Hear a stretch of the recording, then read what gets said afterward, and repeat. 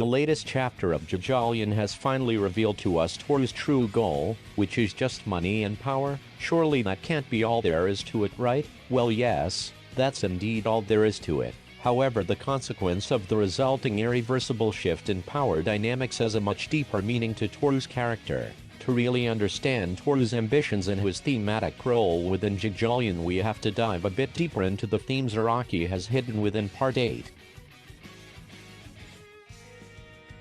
While it is still too early to draw conclusions about the overall thematic narrative of JoJolion, we can still make some educated guesses about Tooru's role and how his ambitions flow into the overall narrative. So while I feel pretty confident about most of this, there are still too many questions that need to be answered to draw any final conclusions.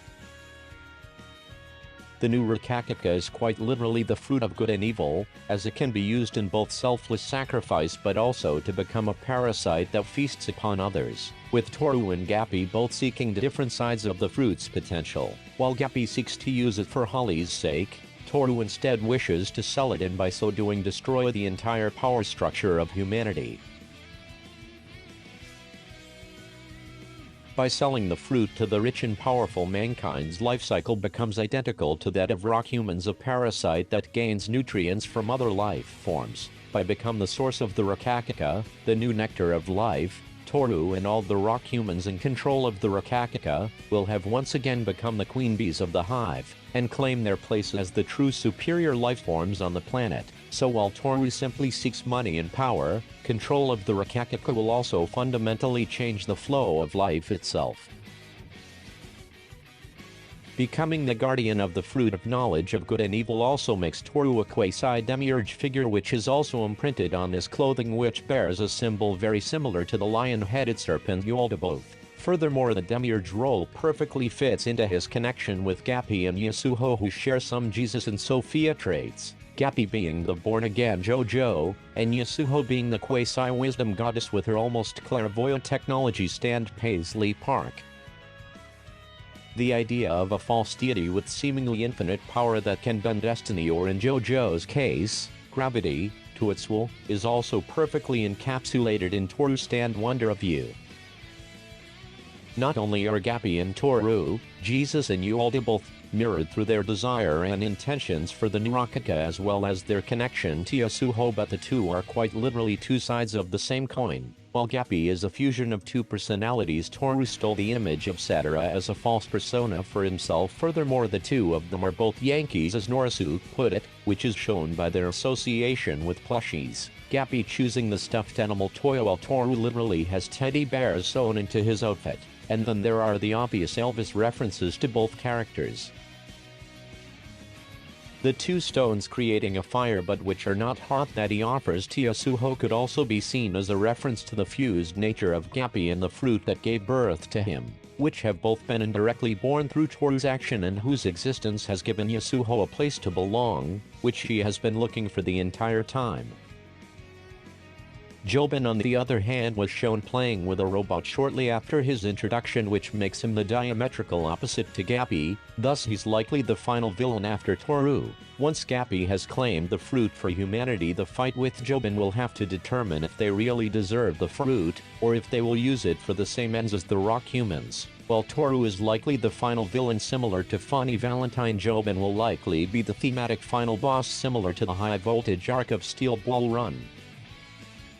With Tooru taking on the role of a false messiah for the coming age of rock human supremacy, it is very fitting that he decides to impersonate not just any type of doctor but particularly ends up impersonating a gynecologist and obstetrician, thus symbolically taking on the role of a judge over humanity's birth cycle, thereby usurping the carbon-based lives role as the rulers of Earth, thus making himself the false god and corrupting the very nature of life with the parasitic gift of the Rokakaka. The false god or fallen angel imagery surrounding Tooru is also represented in the nature of his stand, bringing death and calamity to whoever lays eyes on his true form, similar to the mythology surrounding angels and humanity's incapability to grasp their true form. Speaking of Wonder of You, I guess I'll just as well try to make sense of its ability. If its ability is in line with Tooru's other character traits, then the calamity, its seemingly overpowered influence over destiny, or the very loosely defined gravity within the JoJo series, is likely not the stand's true ability but rather a side effect of its real ability, which allows it to masquerade as the head doctor and thus through the symbolic association as this false judge or god figure. In other words, its true ability is likely something which allows it to change its appearance, and the calamity is really a side effect of this perception-bending ability, making it a false deity. If Tooru and Gappy are two sides of the same coin, then Tooru's stand likely also utilizes some type of spin. I think it might be a reverse love train effect, but instead of redirecting good fortune, it actually attracts misfortune and quite literally acts like a storm of calamity, while Wonder of You itself acts as the eye of the storm, where there is no wind, or in this case calamity. This would explain why proximity plays such a huge factor, as the calamity energy is amplified the closer one gets to the epicenter of the storm. While this still doesn't explain its ability to take on Akifu's appearance, the whole scenario reminds me a lot of Schrodinger's cat, in that observation, or in this case just the intent of it, is required to realize the result of the phenomena. So I think that wanting to observe Wonder of You affects the result of the quantum mechanical spin in such a way that negative effects befall the observer, because Wonder of You is literally surrounded by a storm of bad karma, and so the experiment's results of Schrodinger's cat being dead approaches 100% when moving towards the epicenter of the calamity storm that is Wonder of You. This would then mean that Wonder of You's true ability is just to change its appearance by utilizing spin on a quantum level. So really it's basically just a hey-ya type sentient stand that can look cool but with an accidental side effect that makes a cheap trick 2.0. It would also fit within Tooru's and Yasuho's established relationship. Not only did she accidentally help him find Satoru, but she might have also accidentally helped him learn the calamity ability through her ramblings about electromagnetic waves, which inspired him to patent an electromagnetic wireless charger, which no company he brought the idea to cared about. How fitting would it be if his stand, the false deity that will usurp the power structure of humanity, is based on the very idea they rejected. So my best guess is that Wonder of You is a wireless charger that interferes with the observer's quantum spin. He's quite literally a false ruler of destiny, a gift given to him by Yasuho, who he literally calls a goddess for having the idea, making Yasuho the technological wisdom goddess Sophia to Tooru's demiurge. This would be the easiest way to understand its effect. It can change form, and trying to comprehend its existence fucks you up by quantum spin-ing calamities at you. That would also explain why it increased the damage caused by objects colliding with the observers, as infusing something like raindrops with spin increases its power, based on the same principle as gyros, steel balls, and other objects infused with spin. Putting it as simple as possible, Wonder of You's ability is likely trying to perceive. Wonder of You causes a minuscule spin in the observer's body, resulting in misfortune colliding into them. In a sense, his goal is the same as Funny Valentine's. However, instead of a nation, he favors a particular people. But for Tooru, the very concepts of good and bad fortune are inherently reversed, due to the rock human's nature as a fallback plan. So instead of bringing fortune to a few, he must bring misfortune to many to achieve his version of the love train. Hence why Wonder of You acts like an inverse of love train. Instead of taking the first napkin, Tooru becomes the queen bee, by changing the power structure of society into one where people will use the fruit to feast upon others, to become literal parasites, just as the rock humans that were rejected by the very nature of the world. This will make the rock humans take the spot as the world's dominant species, the queen bee providing the Rakakaka's nectar to humanity, the false god usurping the world by keeping the fruit of knowledge from humanity. This means that Gappy will likely have to master the spin in order to guide his bubbles through the calamity. The memes might just become real, and Gappy will end up riding Born This Way like a horse to use the perfect rotation.